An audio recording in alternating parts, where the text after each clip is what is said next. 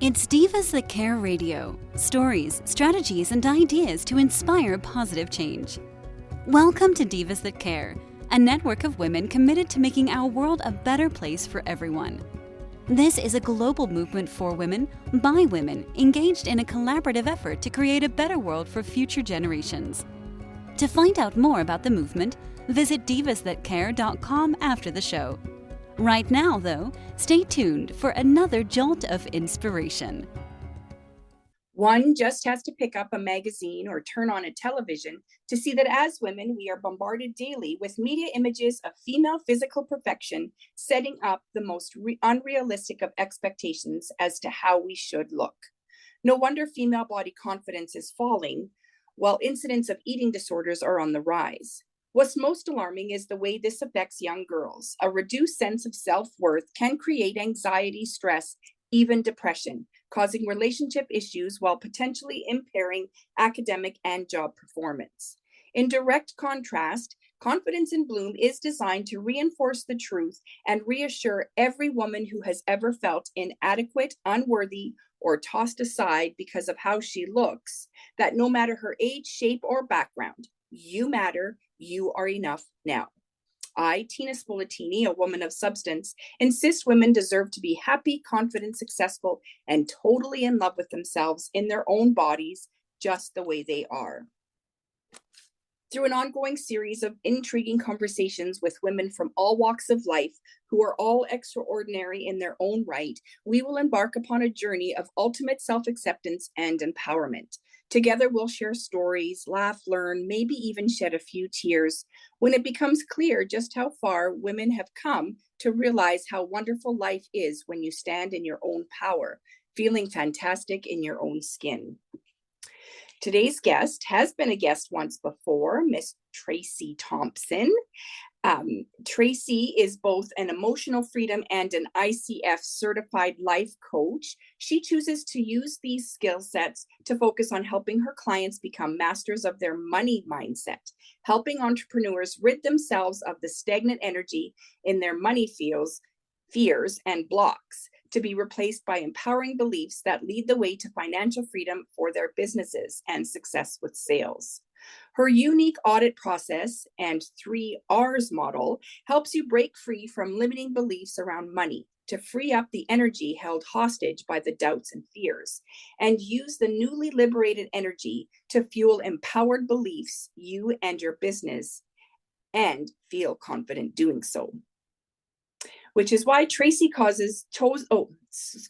This is why Tracey chose the business name of Becoming Me, M-E, the acronym meaning to be both more empowered and authentic me you were born to be.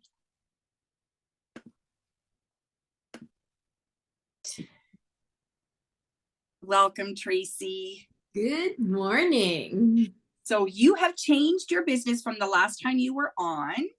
You went from Mind Mastery. No, what was other it? way around.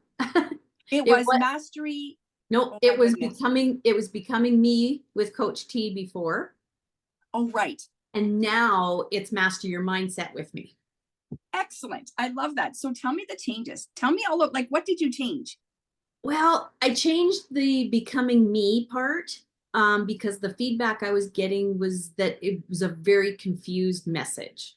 And I think between you and me and the networking events that we've attended together, one thing is painfully clear, is that a confused mind never buys, right?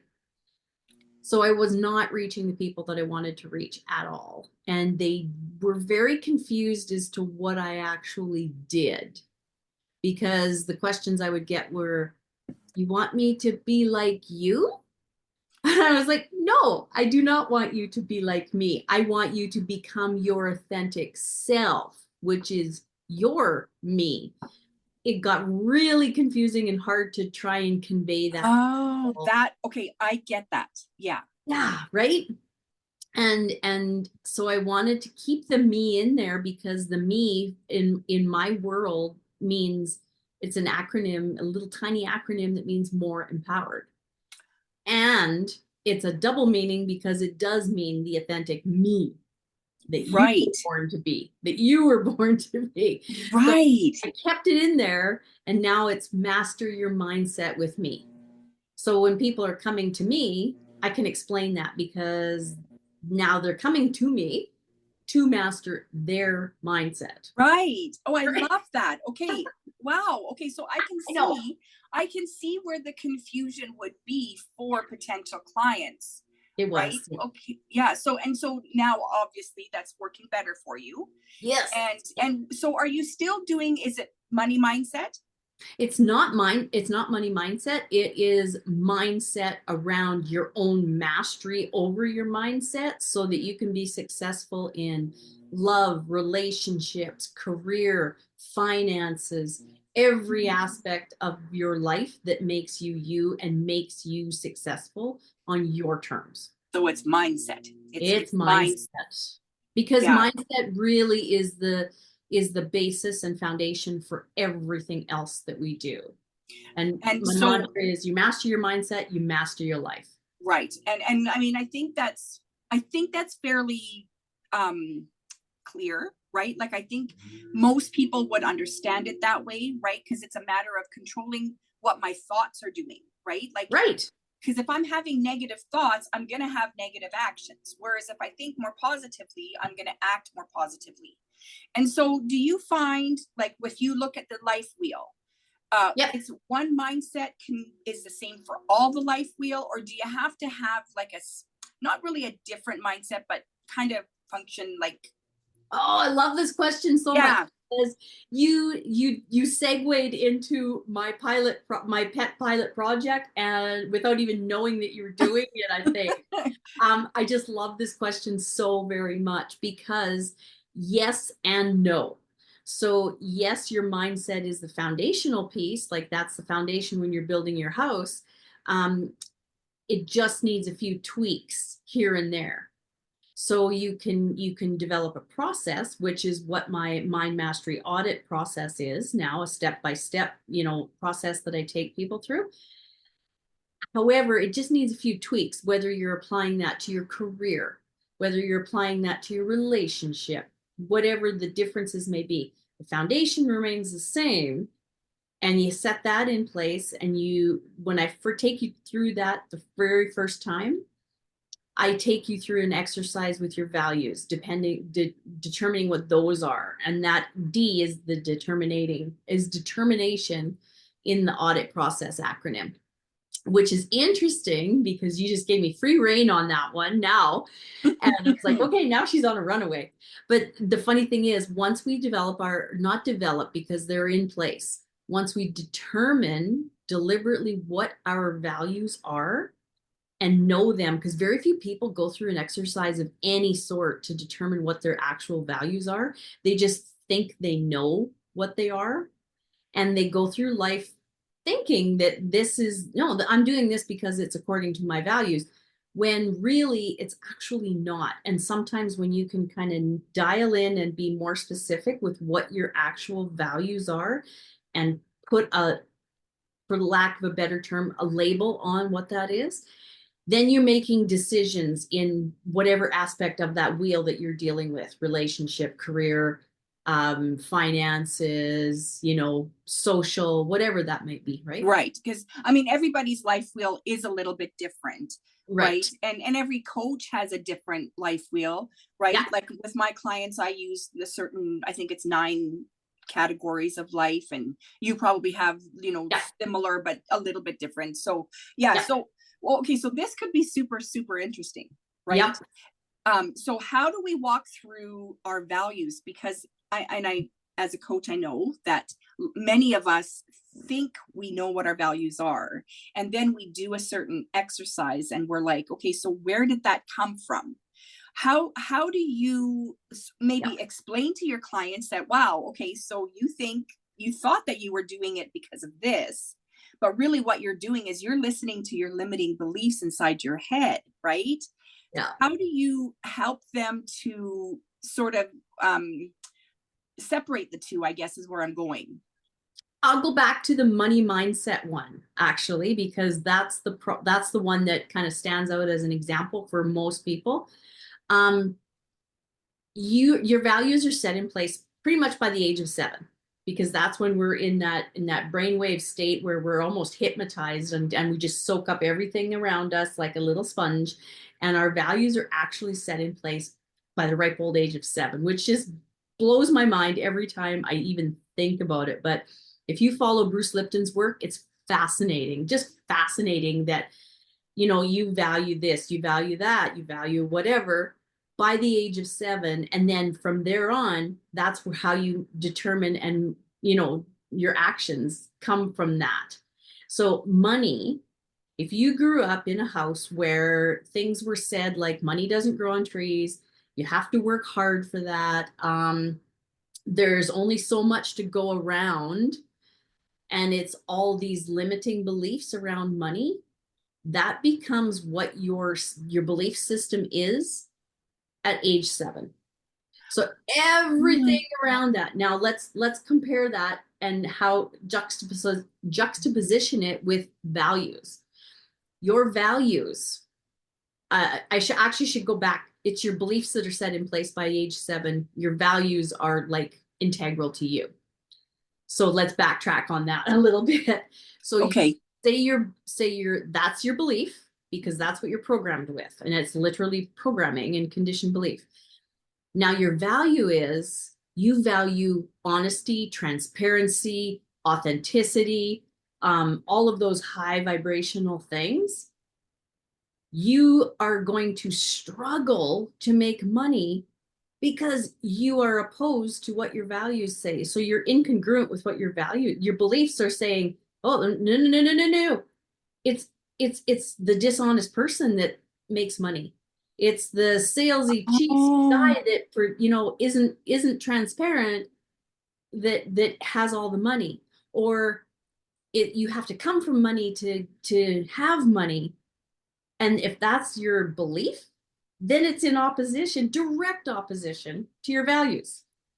And then you're going to have problems until you actually drill down and realize, oh, and that moment that you have that aha, like, oh wow, I'm in opposition to my values.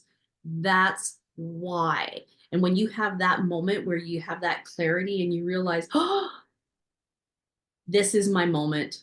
This is my moment. And now you can deliberately start to deprogram and decondition all of those beliefs that have been holding you back when you go through a values exercise and you realize that, oh, these are my values.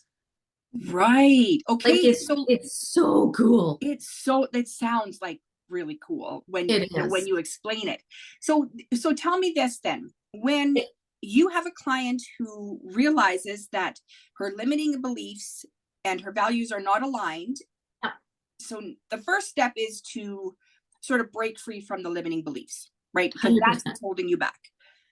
Awareness, identify it. Yeah. Right. And so then do you find that sometimes their values change as they change their beliefs? Because myself, I could see that happening. Yeah. Right. I don't think they change per se so much as they become more clear. So one of my guiding principles or foundational values is dignity. And so one of my other values is also truth. The value itself doesn't change, but you clarify it.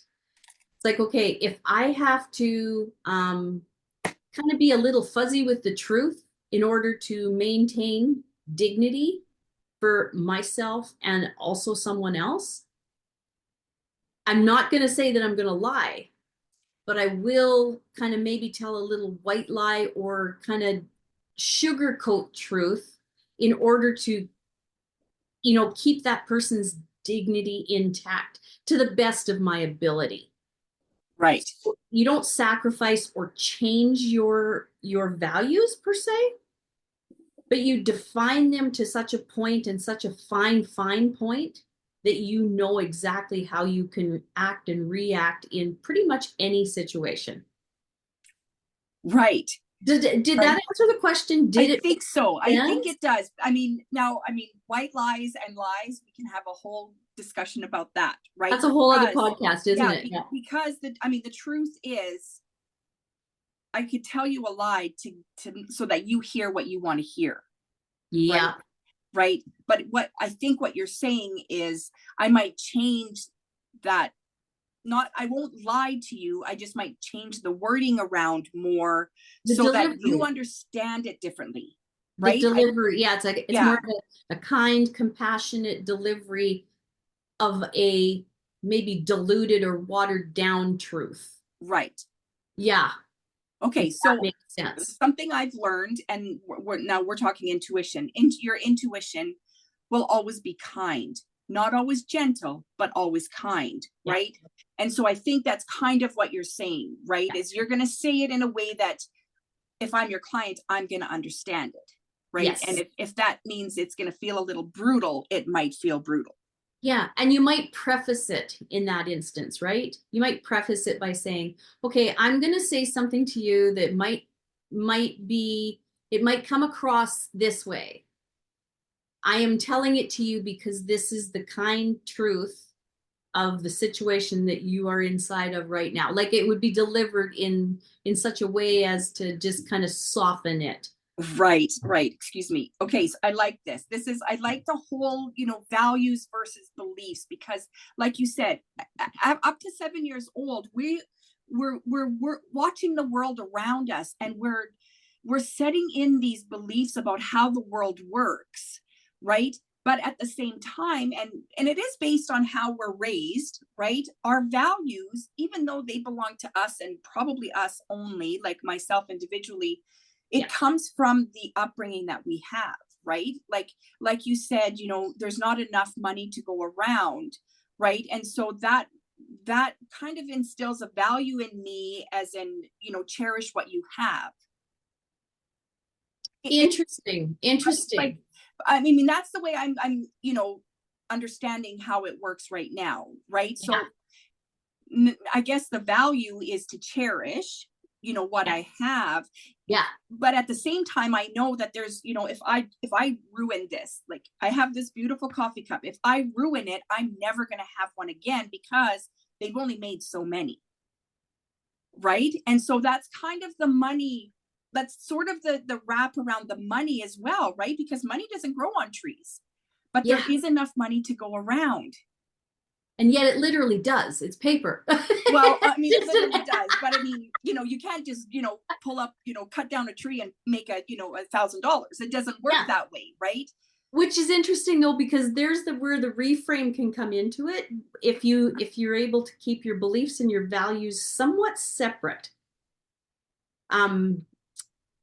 And it's really dicey kind of territory, but you do have to almost keep them separate to some degree, because then that allows you that reframe on it. And the example that you just used is so beautiful, because yes, they only made a limited amount of those particular cups and mugs.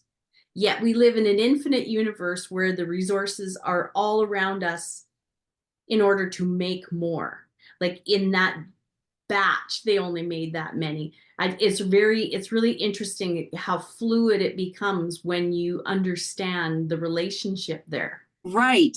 And I mean, obviously, like, that is, it starts with an S. The word's not coming to me, but like, if I'm going to cherish something, it's sentimental, right? Yep. It's sentimental to me.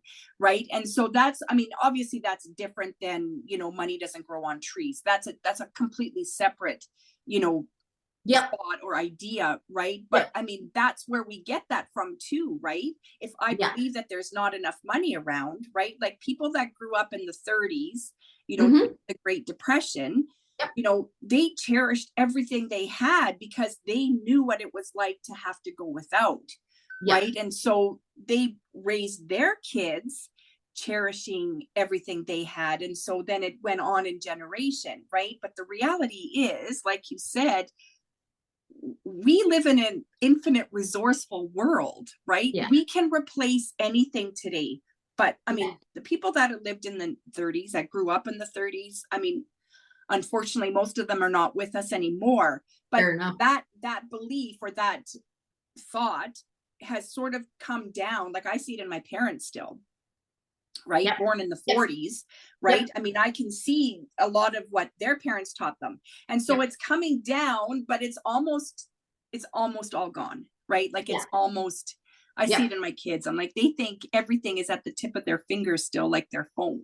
It's right? it's that whole pendulum swing. It goes so far one way and then it swings all like, it's like, okay, can we as human beings appreciate and learn to just get closer to the middle with everything? With everything. And so now how do we fix our mindset around this? Right. And I am not really sure if I explained my question there, right? But I mean, I'm just thinking mindset has everything to do with everything we do, right? Yeah. Like, yeah. What is that saying? The way we do one thing is the way we do everything, right? Yeah. Which is sort of where we started with the life wheel. Obviously there's going to be tweaks, right? Mm-hmm. Here and there. But how do we like sort of learn to cherish and believe that, there is still enough around? I think one of the first things that comes to mind for me with that question is separating thoughts from emotions. The belief is the thought, the value is more the emotional side of the spectrum. And to be able to kind of like pull those apart and separate them so that you can kind of take a look at them and again become aware of them. It's like the elephant in the room, right? We all have that great aunt or great uncle so and so who it's like their energy comes into the room and either fills it or sucks all the energy from everyone else in it, right? And I'm not talking about my family for anyone listening. We're just saying in general. It's a hypothetical situation. But it's a case of we all know those people, and those people are the ones that are not able to separate those beliefs from the emotions. And it's so helpful when you can do that, because that again gives you that awareness that you need to be able to put it out in the open and talk about the elephant in the room. And it's like, and once you identify it, it's like you can never unsee it. So this really, you could handle anything with this mindset. Pretty much. Right? Like if there's something that, like if you and your partner have something that you don't like talking about, right? And we all do, right? We all do. I don't believe that there's one couple on this earth that can talk about absolutely everything, right? Relationships in general, really, Tina. Yeah, exactly. And so separating your thoughts or your belief around this subject and from your emotion about this subject that you've tied to it, right? That you've tied to it because you've attached emotion to it, right? Now, you could be wow, that's super hard. Like it is, but once you it can be hard. Let's reframe it already like that, and we'll reframe it right there, and rather than saying hard and fast that it's going to be hard. Yeah. Like, okay, we'll reframe that immediately and say, well, it can be difficult. However, if you approach it with a step-by-step process and think, okay, this is how I'm going to attack or tackle this situation.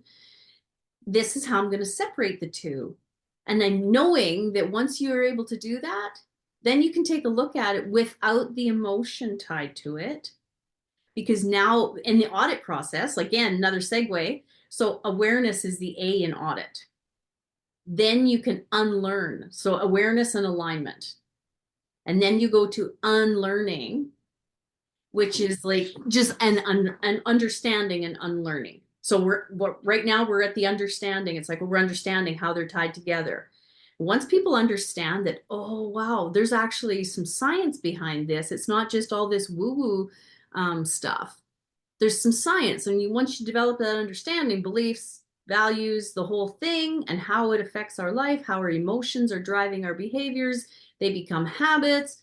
Oh, that's how come I'm having the outcomes. Okay, now I've got the understanding. Now you can start to unlearn some of those beliefs. You can poke some holes in those theories that were passed down to you that aren't yours. And so I'm going to stop you there. Yep, do it. In order to unlearn something, it's not something that you can get up from your desk and say, I'm just going to forget that I ever thought that. I'm done with it. You actually have to have proof Yep. right? That it's not true. Yeah. Right. Now, if you come from a family who has the same belief, how do you unlearn this? You look for evidence where you can poke some holes in the theory. So if you give me an example of, do you want to go back to money and use money again? Yeah, money seems to be like the most common thread, right? Yeah. Yeah. So you have to have money to make money, or there's only so much money to go around. Those are two that are pretty common. You can actually poke holes in those two beliefs really quickly because there's only so much to go around. Well, I don't know. I see millionaires and billionaires every day. I don't know about you, but I see them all over social media everywhere. So I would say there's proof that there's plenty.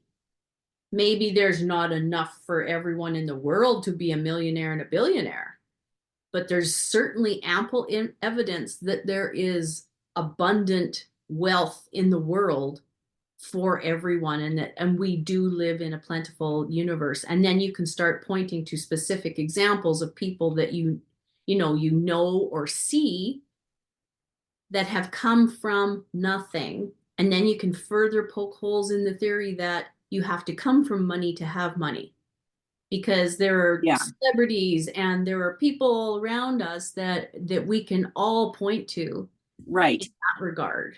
Right. And even people in our family, right? I mean, yeah, and you bring it closer to home. Yeah, absolutely. Yeah. So the whole, looking around and seeing, like he has a beautiful house. It's like huge. It's got to, if I paid this much for my house and his house is double, like clearly his house is worth more. He's driving a nicer vehicle. Like there is that stuff. But we're also living in a world where there's lots of credit, right? And so I tell my kids all the time, and maybe I'm wrong, right? But I always tell my kids, lots of people in this world live on their credit. That doesn't mean that they have money, right? And so that's where my mind went when you said, just look around, right? There's millionaires everywhere. Yes, I know there is, right? We know a lot of people, and like you just know when someone has a lot of money or if they're just pretending to have a lot of money, right? Yeah. But the reality is, that's not necessarily proof. I guess is where I'm going, right? Because I really don't know, like my neighbors, they have lots of toys. They have, they have vacation houses. They do all this stuff, but that doesn't necessarily mean they have money. Right? That is true. Yeah. Right. So how are we going to break that belief? Break free of that one is to look at what they're doing with it and define wealth in different terms. Right. That is the answer I was actually looking for, because abundance and wealth are two different things, right? Yep. Abundance is there's a lot. Yeah. And it could be health, it could be wealth, it could be, love, it could be anything, right? Yeah. But wealth is material and money. And am I right? Well, my dad always said he's the wealthiest man in the world because he has his family. Right. So he instilled that incredible belief in you, and hats off, Dad. Thank you very much. Right. Exactly. Like he always said, I don't need money because I have my family. Right? And so now, of course, that's not it is everything, but without money, you can't feed your family. And if you don't feed your family, they're going to die. Right. Yeah. So the only thing that I would change about that statement is that I don't need money because I have my family, because you're negating one with the other, right? Exactly. And of course, now as kids, my brother and I knew what he meant, right? But the reality is that's not like a real, like it can't be literal, right? Like it's an either or statement. Right. Exactly. Either or statement, which is the thing. It's like, okay, we need the and statements in our affirmations, right? That's right. That's right. Everything. Yeah. If we're really going to embrace the belief that we live in an abundant and a wealthy life. And right. world, exactly. Right? Exactly. And so now we'll go back to, like, I keep bringing up all this, I don't want to be negative. I don't want it to, tear your theories apart. No, not at all. That's how you test them, Tina. That's how you test them. Yeah, exactly. Understanding and unlearning. Okay, so that I could see that being a bit of a hard step, I guess, is, like, I understand the whole, like, it doesn't have to be hard. We can make this easier once we get the proof and we get, I get that part. So that's why the evidence is so important. Right. That's why the evidence to the contrary of our limiting beliefs is so crucial at that step. And depending on what we're talking about, it could be, I just need proof from one other person. Yeah. Or it could be like, I want 10 different scenarios that this has not been the case. Right. Yeah. So depending on the person and depending on the belief. Yep. Absolutely. And there's nothing wrong with that. Because if the more you look for evidence to prove that your beliefs are, oh, this is BS, the more it's going to come. The more you're going to find. So the more you look for that proof that is going to poke those holes, the more you're going to find. So there's absolutely nothing wrong. Right. And that totally makes sense. Yeah. It's like when I buy a new car, right? Yeah. I don't know. Do I like this car? Is it a good car? Do other people drive it? And then all of a sudden, what do you see? Like every second car on the road is that same car. Yeah. Exactly. So, okay. Exactly. I get that. That's the universe talking to you, right? Yes. And we have to learn to listen. Yes. Right. Absolutely. Exactly. Yeah. But that's a crucial stage. Then is D, which would be determination of your values and determination of character that allows you to then make deliberate decisions that are aligned with your values. Okay. Because that is the next step. And it's like, I almost wish I'd have come up with a word that started with the letter D. Although audit has the energy that I want with it. Because I'm changing the energy around the word audit for one thing, so that it's not a word that everybody goes with. Oh, right. And so that it conveys that, okay, we have to take deliberate steps and take stock of where we're at to know where we're going.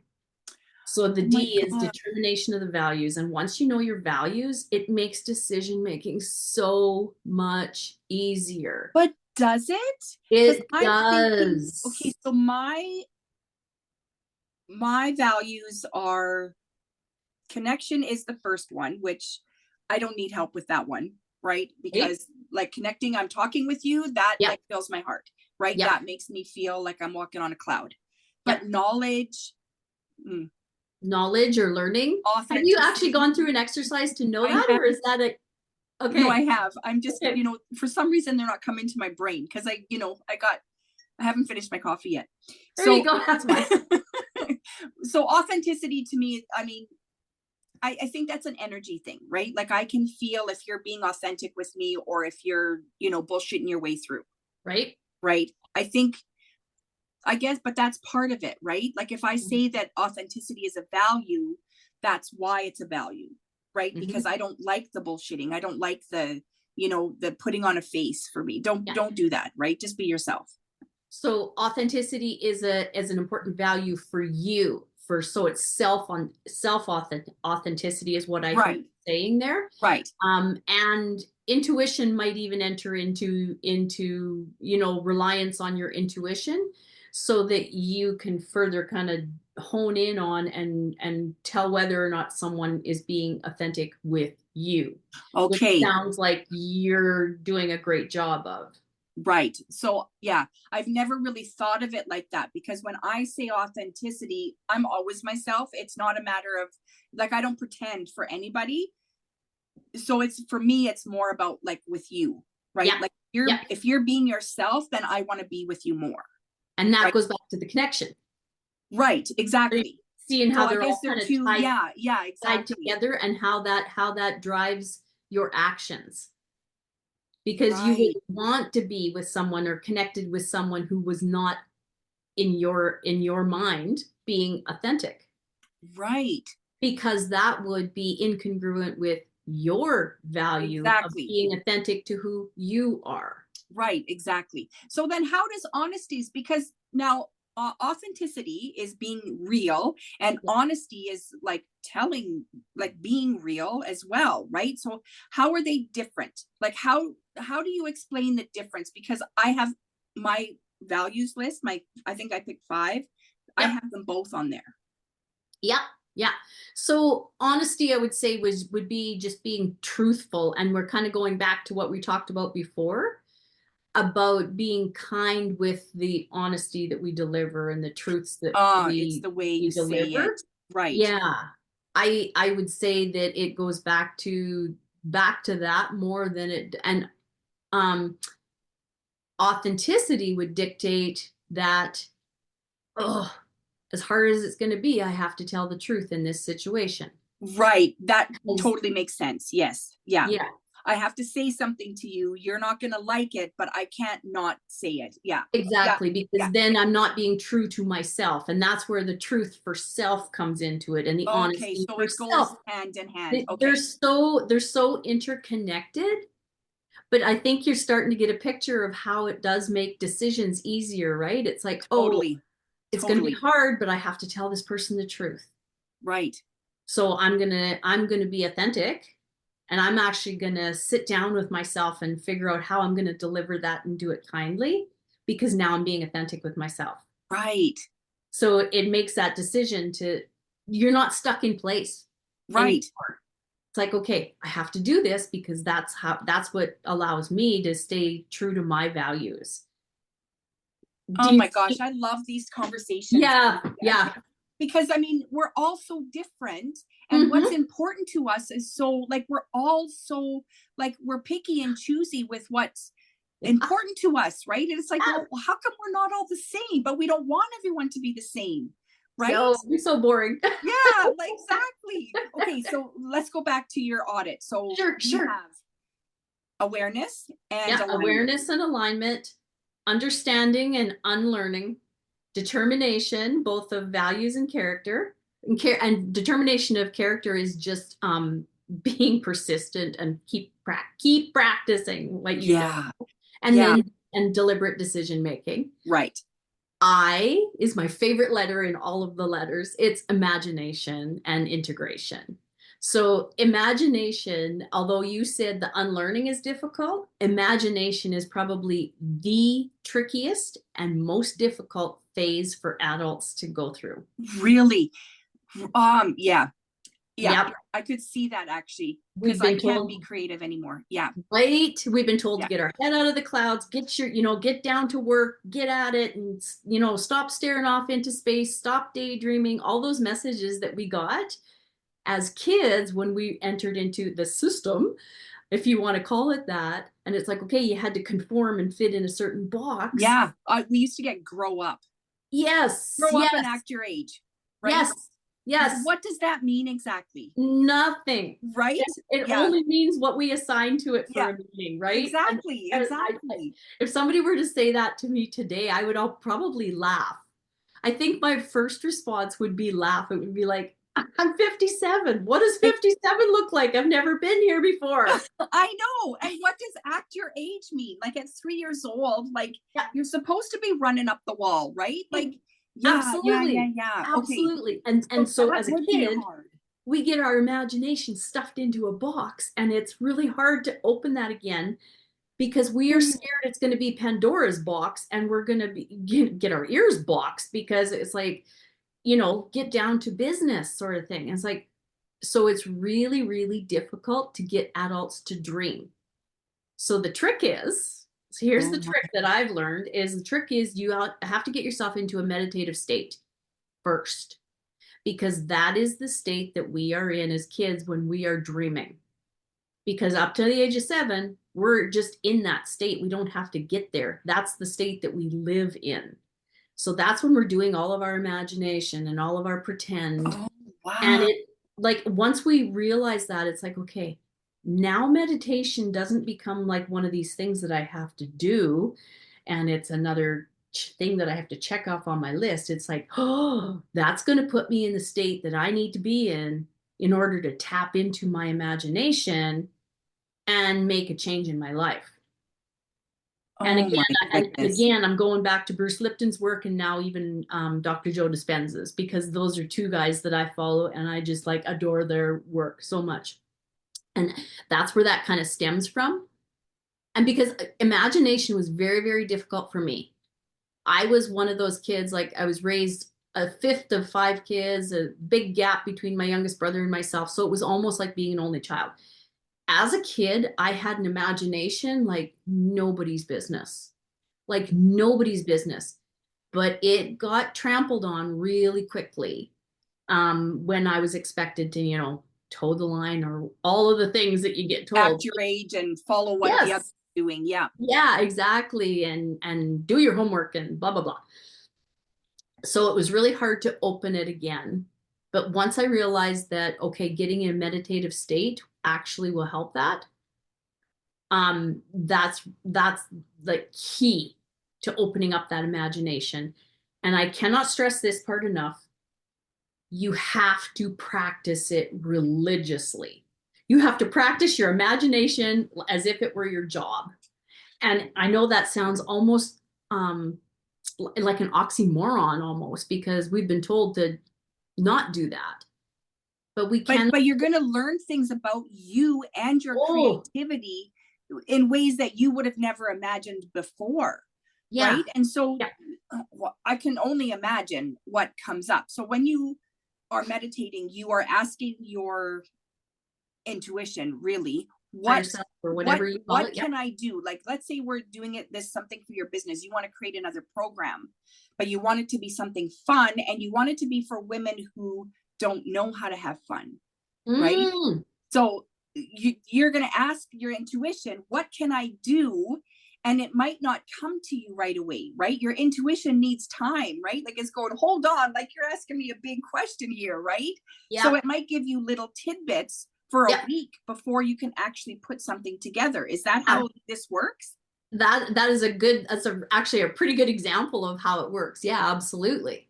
Wow. And what I would suggest before you even meditate on it is to put yourself in that, like, kind of prime the system. Well, what are the things that give you joy? And I've got a list here somewhere, 11 loveliest things, or wait a second, I think I might have it actually right here. Do I have it?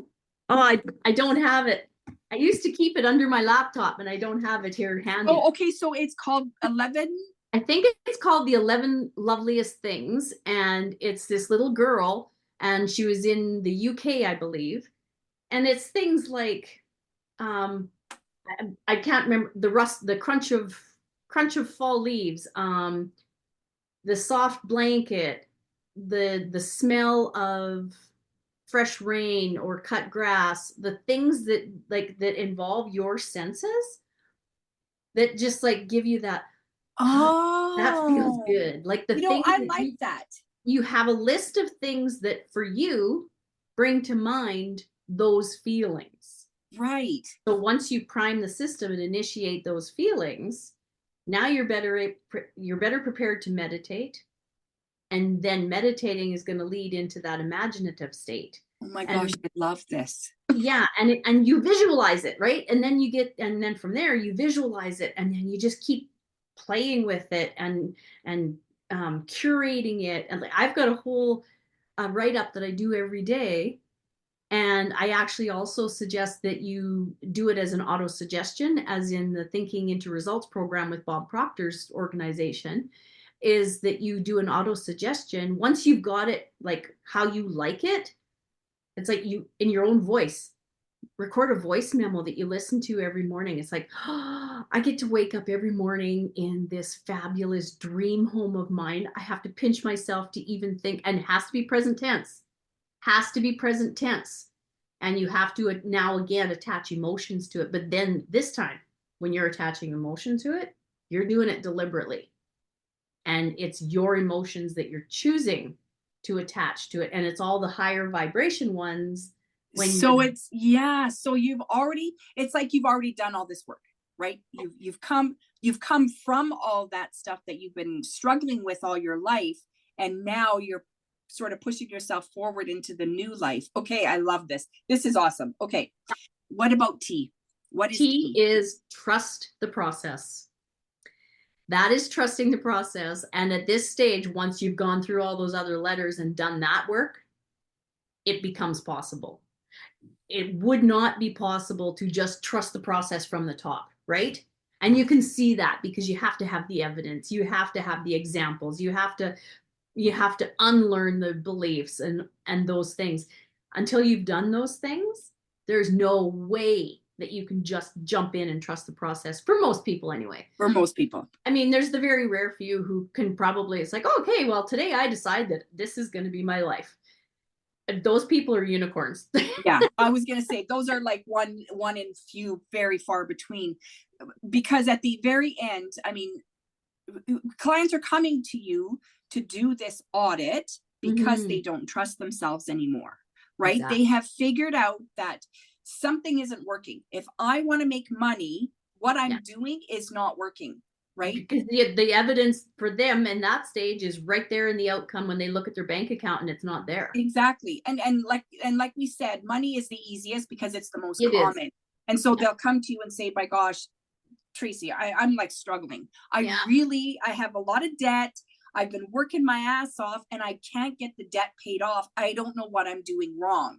And so then that's when you go, okay, that's your first awareness. It has absolutely nothing to do with your bank account and your money. Right. Or the work that you're doing. Or the work that you're doing. Right? Yeah, like it has nothing to do with what you have and what you're doing. It has to do with what's going on in here, and they're not aligned, right? And I'm going to tell you, the kids today, because I'm noticing it more and more with my kids and their friends. Yep. They don't know how to do anything with their money. They keep, because we didn't teach our kids like this, but they're living on their credit, right? You know, and I'm thinking, what is going on? Why are you guys so not having money? Right? And you know, we're seeing the result of not talking about money. Yes. And I'm like, this is wrong. You people are doing something wrong.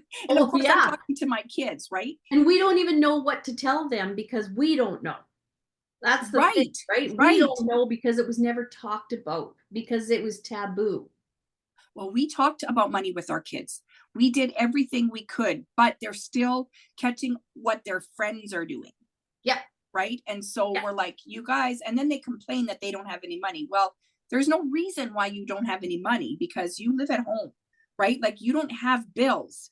Yeah. Right. But these kids think, oh, like it's a lot of money. They get paid a lot of money, right? Yeah. $15, $20 an hour. That's a lot of money. When you're living at home without expenses. Yeah, right? For sure. Right. Yeah. Like I'm thinking there's no reason why but you know, they want to have what all their friends have. They want to have what the neighbors have. Well, you know what? You're going to live like they will. And that's why I said, like, we don't know what our neighbors have. Right. Yes. Right. Yeah. And so that's why I don't want to, like, I guess what I'm going with is I don't want our listeners to compare their life with the neighbor's life, because you don't know what's really going on in their four walls. Right. No, and the only life that you can ever compare yours to is the one that you lived yesterday. Right. Exactly. 100%. No one else's. That's no right. one else's. That's and right. that is where we get ourselves into trouble, is where we compare ourselves to others. Right. So again, you're back to, okay, we're going to just trust this process, and we're going to trust that this is actually going to work if I put the work into myself, rather than being dependent on my results being dependent on external forces and energies and people around me. Exactly. Exactly.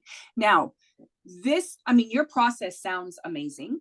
Mm-hmm. Like it sounds amazing, right? It's simple and it's step by step, because it's what I needed. Exactly. I was going to say that must be something that you had to put yourself through. So what is one thing other than like going through the steps?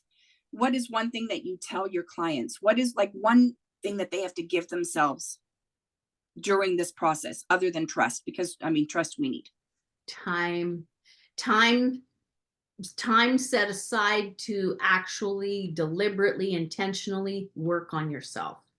It is not going to happen unless you go through a constant spaced repetition process of some kind, mine or someone else's. You have to do the work, in quotes, right? And so, okay, do you suggest, when you say time, is that like a block on your calendar, an hour a day, or is it just whatever amount of time is up to you? But I definitely do say block it off. Do it early in the morning, so that's how you are setting up your day. Don't leave it until later on in the day, because then it becomes like exercise, right? It's like, oh, I didn't get my workout done in the morning, and now I'm not going to do it because 45 other things have bumped up on my schedule. Right.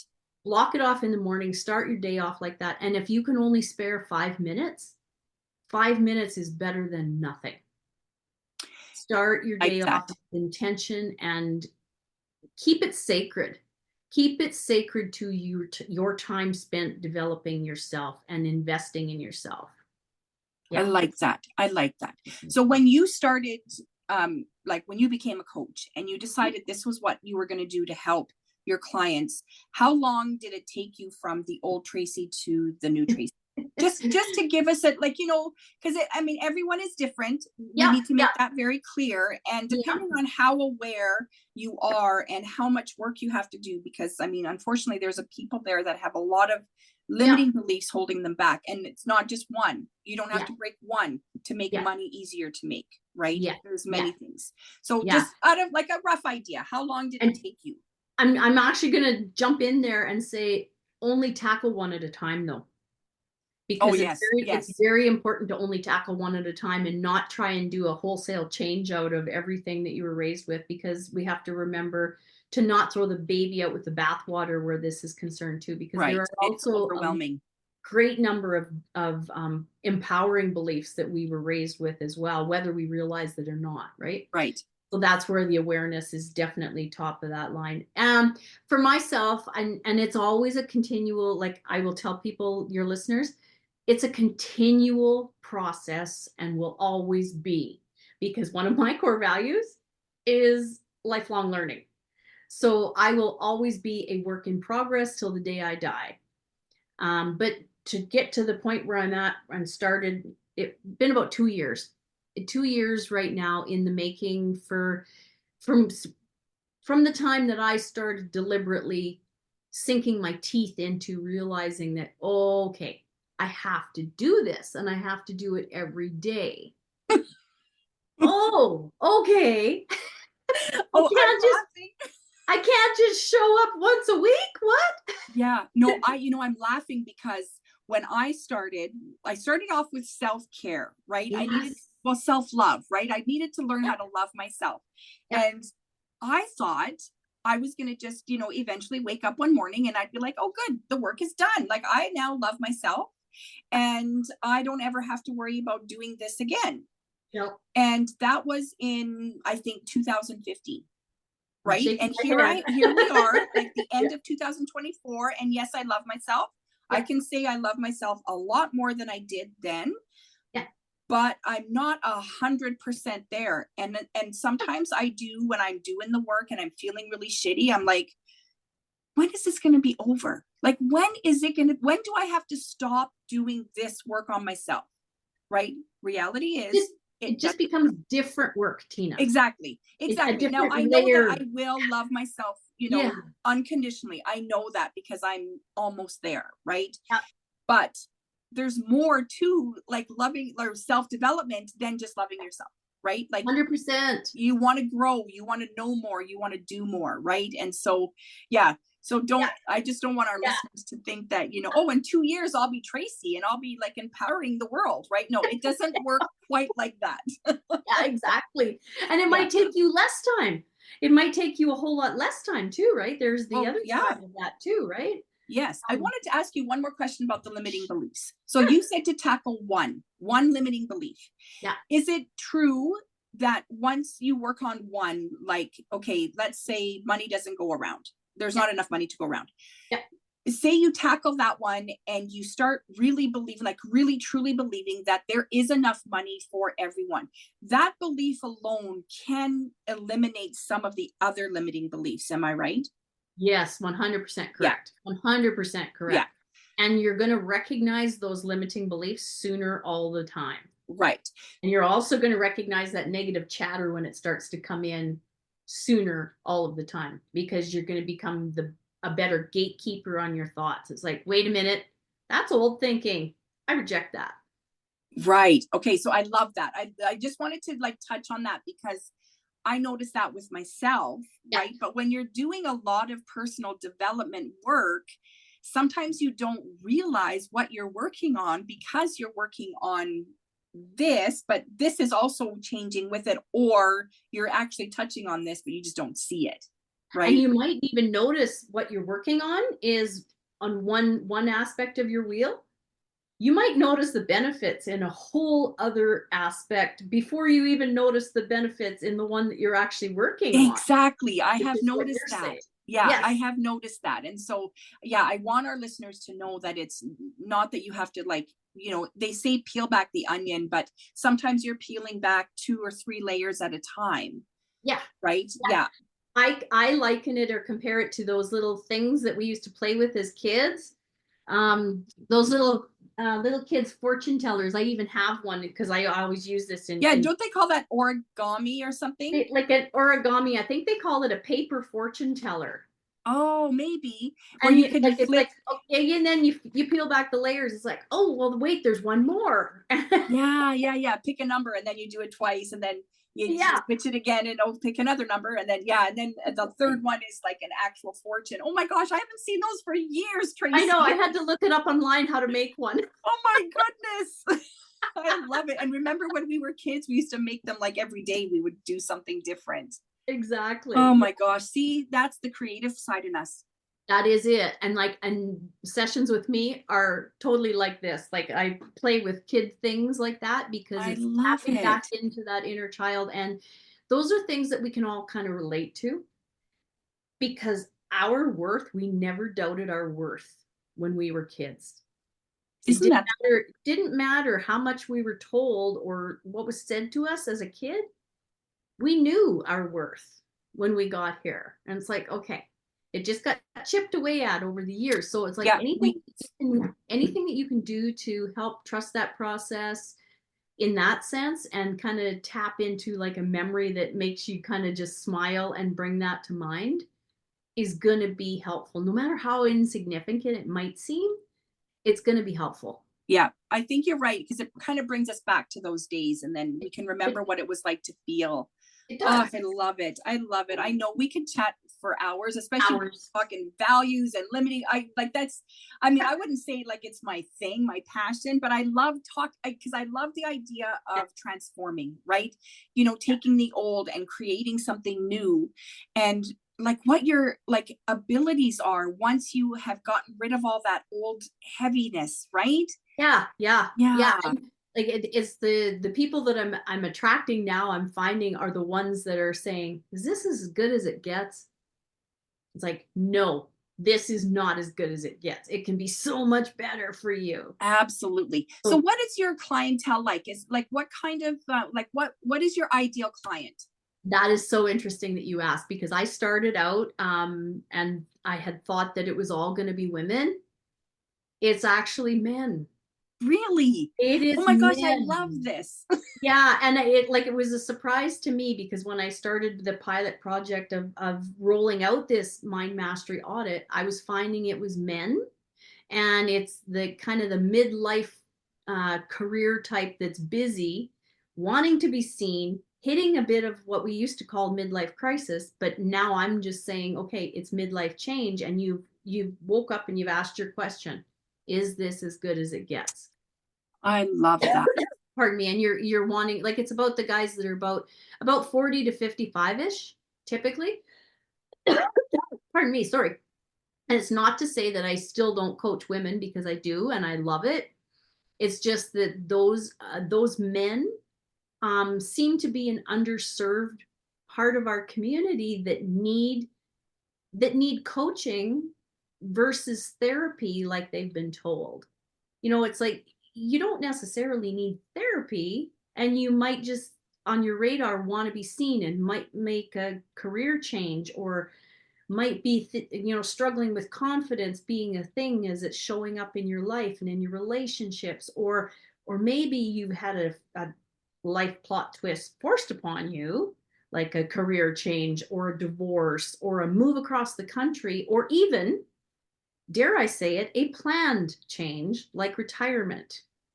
Retirement is a change that is hardly ever dealt with on the emotional level. Yeah, because we don't really know what it's like. Yeah. Bingo. And it's like act your age again, right? It's like, I don't know how. I've never been retired before. And so, I have more energy than what I think I should have, or I have less than what I think I should have, right? Like could be either way. Oh, so this is great. This is great. So midlife.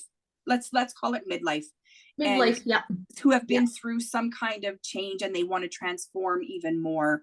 Oh, I like that. Okay, so we're running a little bit out of time here. So yes, for sure.